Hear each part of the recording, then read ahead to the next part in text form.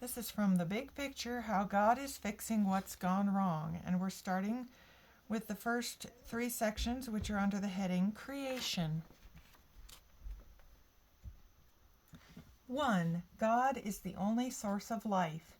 For by him all things were created, both in the heavens and on the earth, the visible and the invisible.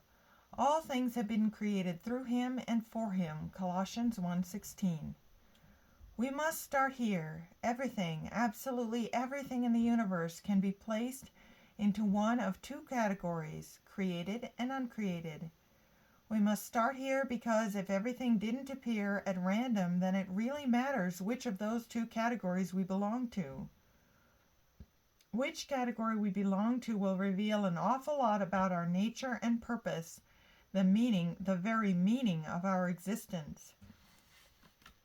The fundamental starting point of truth in the Bible is that God is the Creator and there is no other.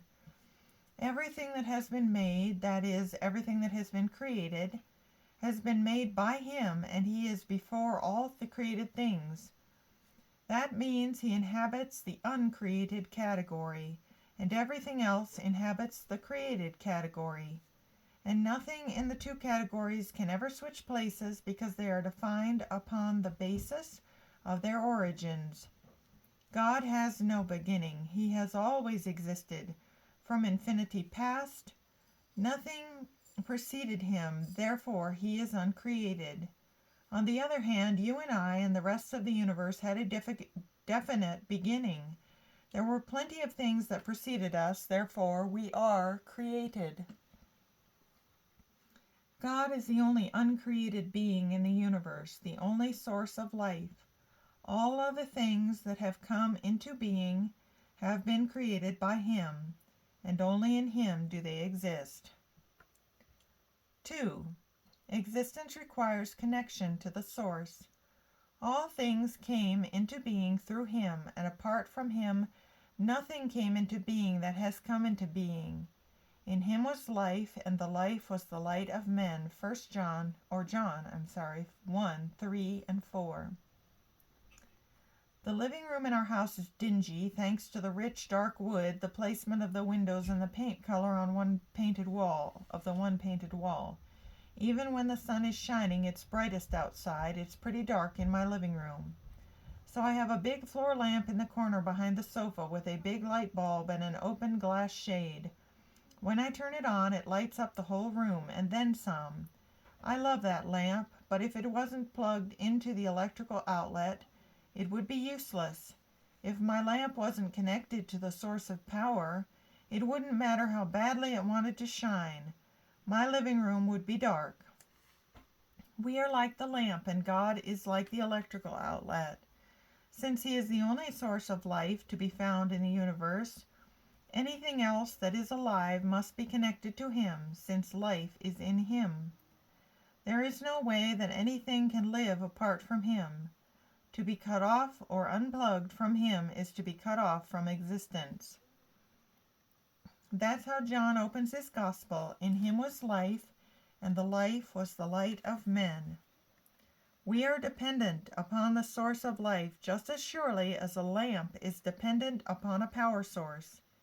If we are connected to that life, then we are also alive. If we are not connected to that life, then we cannot exist. 3. God exercises unilateral control over His creation. When He utters His voice, there is a tumult of waters in the heavens, and He causes the clouds to ascend. He brings out the wind from His storehouses, Jeremiah 10:13.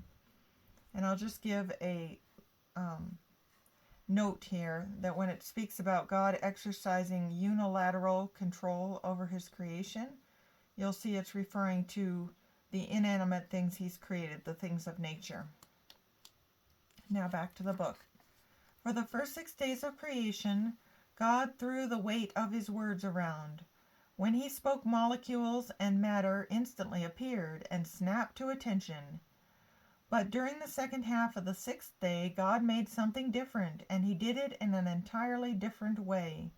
He made a man, and instead of thundering the command that would have instantly produced a living, breathing person, God knelt down in the dirt and shaped the man with his own hands. Then he bent down and breathed into the man's mouth, filling him with life in such a personal and intimate way. It wasn't an accident that God chose to create the world and everything that is in it differently than he chose to create human beings, for we are different from everything else in the world. The connection God has as creator with everything else in this world is unilateral, a one-way street.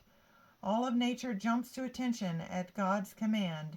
He speaks, and the unilateral parts of his creation listen and obey. In contrast, human beings were not commanded into existence by the Word of God because the connection he has as creator with us is bilateral, a two-way street. It's a relationship designed to be entered into and sustained in a mutual fashion. And unlike the unilateral parts of God's creation, when he speaks, we don't have to listen and obey. In this way, we stand apart from all other things God created in this world. And next time, we'll move to the heading Freedom.